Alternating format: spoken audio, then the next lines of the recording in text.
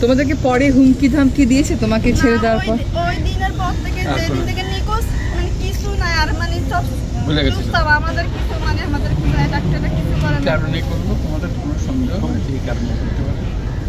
আমাদের সব টাকার জন্য কারো ভয় টাকা হ্যাঁ টাকার জন্য করতে পারে কিন্তু আমাদের আম্মুর অত টাকাও নাই মানে আমার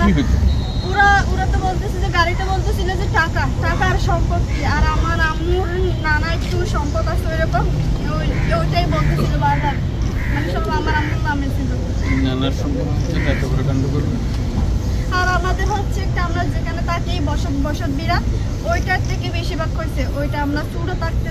একটা কেস চলতেছিল আমাদের ওইটা নিয়ে ওই সূত্রগুলো মানে হ্যাঁ আমরা হচ্ছে ওদেরকে সন্দেহ করি কারণ আমাদেরকে যেভাবে দরদার ছিল আমার বাসায় জানে না কিন্তু ওরা মানে এফবিতে পোস্ট দিছে যে রেবি ম্যাডাম আটক হয়েছে কিন্তু আমাদের বাসায় শুনতে জানে না ওদের থেকে জানছে আমাদের বাসায় তোমাদেরকে তুলে আনার আগের থেকেই ওরা ফেসবুকে পোস্ট দিচ্ছে যে র্যাব দিয়ে তুলে নিচ্ছে ওরা টাকা দিয়ে দিয়েছে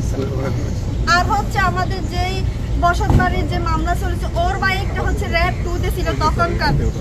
কানেকশন হ্যাঁ ওই র্যাব 2 তে ছিল নামটা কি তোমার নামটা বলো আফসানা নুরি আলিয়া তোমার তখন বয়স কত ছিল